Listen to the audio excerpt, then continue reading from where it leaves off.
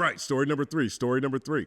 Big shout out to J. Cole. Now, J. Cole, to me, has successfully done a great job of reigniting nostalgia with his audience and with the media collectively. Obviously, Port Antonio didn't go over the best, and neither did his apology on stage at the beginning of this rap battle at Dreamville Fest last April, if I'm not mistaken. Yeah, April. And, since then, he released a 10-episode podcast, if I'm not mistaken. It's called Inevitable, where he and their producer sit down and just recap moments throughout their career. A lot of really great stuff. Amazing fan service, to be honest. And then he also announced today he's doing a show at Madison Square Garden where tickets were $1. First come, first serve. $1 to go see J. Cole at Madison Square Garden. I know that I am very critical of certain things that happen in hip-hop. And I'm definitely critical of J. Cole, without question. But I always feel like J. Cole is a very positive energy in the space, all things considered. I'm not mad that J. Cole is around. I think he's a great rapper who, shares, honestly, the best of what this culture is all about through his music. And this podcast was something actually that was really cool. And I think also these tickets for $1 is really cool too. And so my only apprehension with the fall off is that words are powerful and names are powerful, brands are powerful. And he's still naming this project The Fall Off. So I know it falls into the theme. If I was him, I'd reconsider that. But nevertheless, it's going to be one of the most highly anticipated projects next year. Now, Hip Hop DX put together a list of the 10 biggest revelations from the in-depth audio series. And I'm going to take a look at a couple of these because I thought some of these were really interesting. Okay.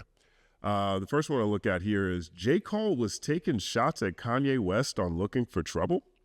So if you guys don't know Looking for Trouble, it's a great track. It's from Kanye's Good Friday series, which he did leading up to My Beautiful Dark Twisted Fantasy. Here's how DX describes this.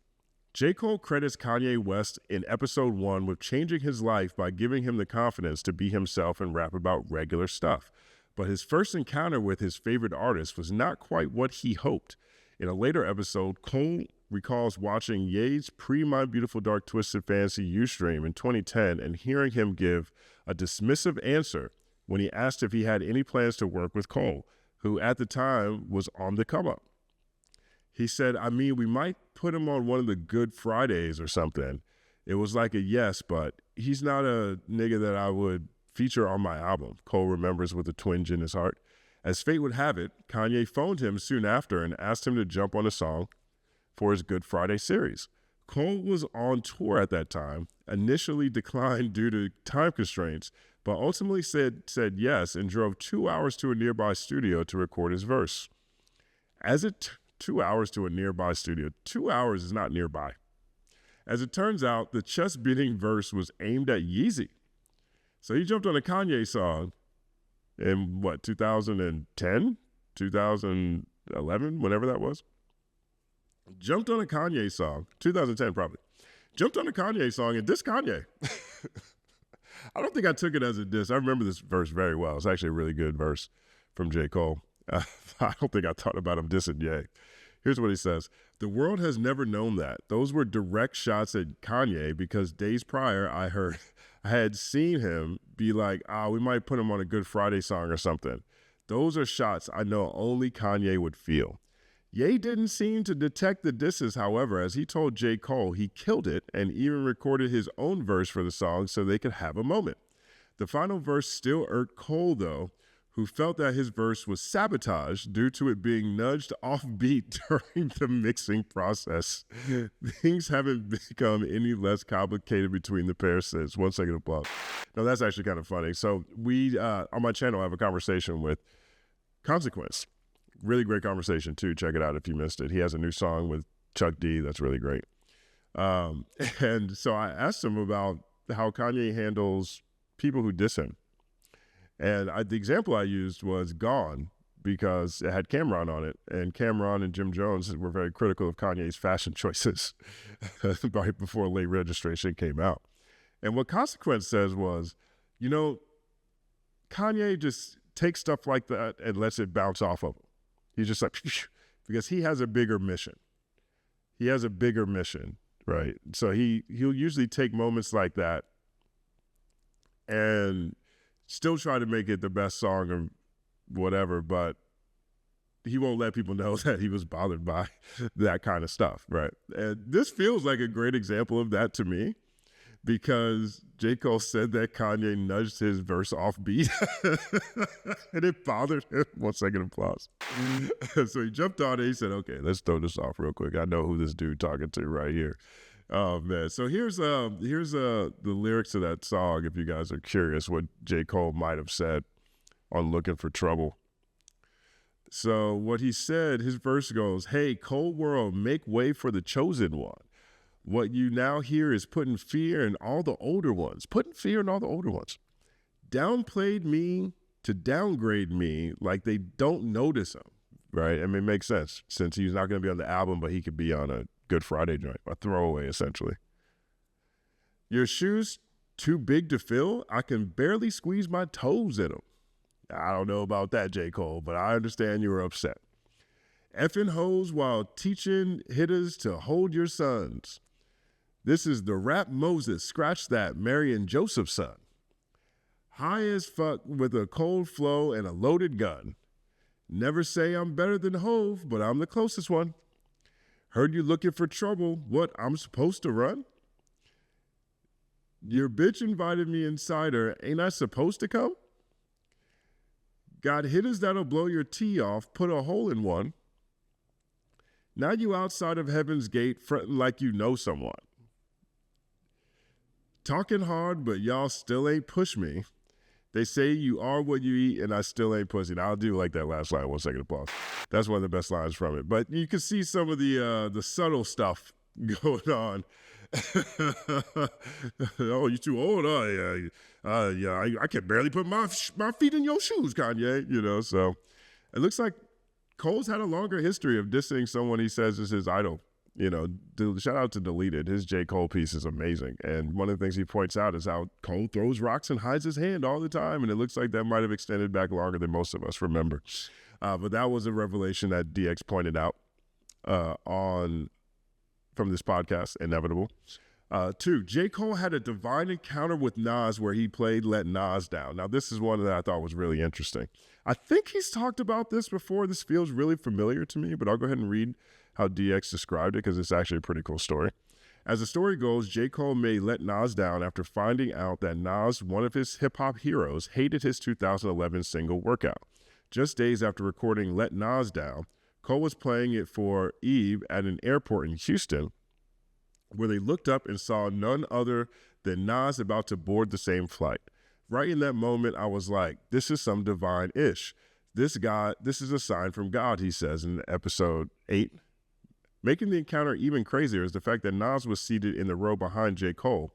Needless to say, the Rock Nation rookie seized the opportunity and asked Nas if he could play him Let Nas Down, to which the Queensbridge rapper, MC, politely obliged. I have no idea what he said, and now looking back, I have no idea how he felt or how I expected him to feel. I'm sure he was on some ish like, yo, that's dope. I don't remember us having a conversation about the song, but it's just nuts that I even played it for him that raw after it was done. 1 second applause. That's such a cool moment.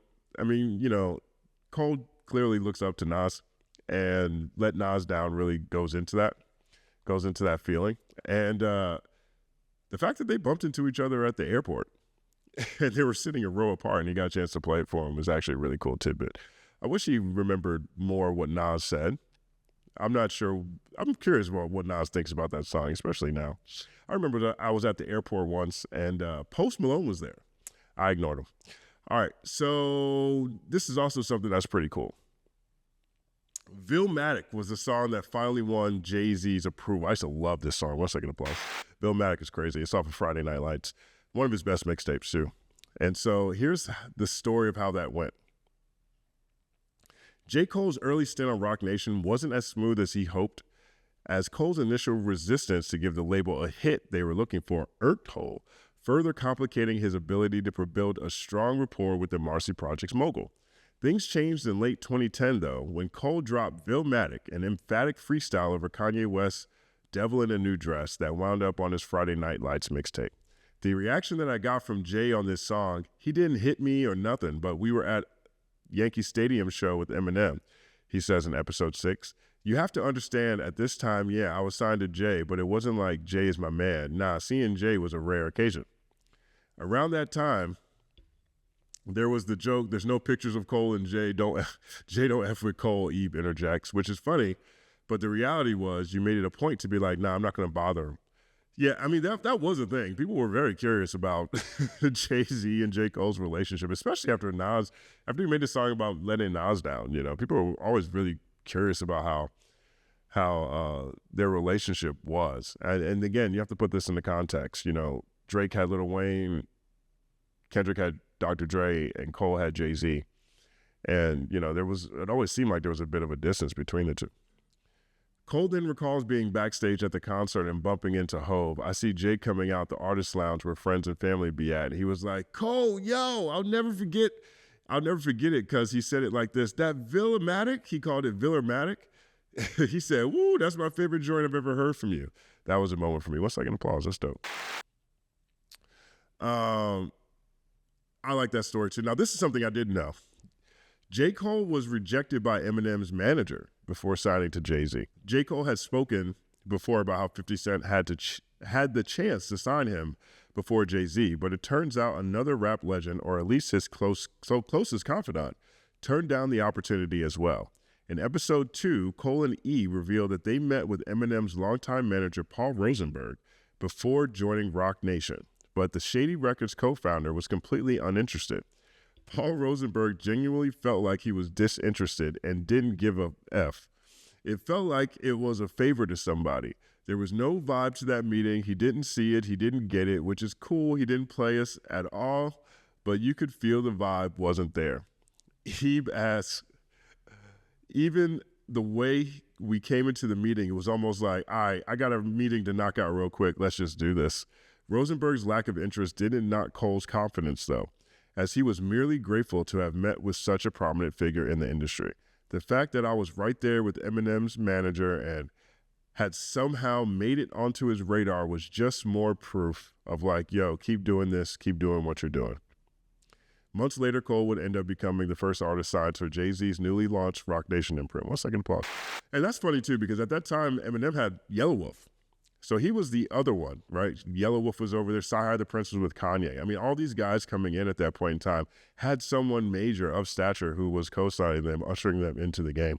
And so Yellow Wolf feels like a direct fit to me with what Slim Shady and Shady Records was doing at that point in time. J. Cole, not as much, so I can see where Rosenberg might be coming from. But in the end, it seemed like it worked out for everybody. There's some other really cool tidbits in this story. I'll put a link to it in the article, but let me know what you think about these moments from Inevitable, J. Cole's podcast. And if you guys have any moments that you heard while listening to this that you thought really stood out to you, my name is Justin Hunt. Like, subscribe to the channel, follow at The Company Man on everything. It's all happening.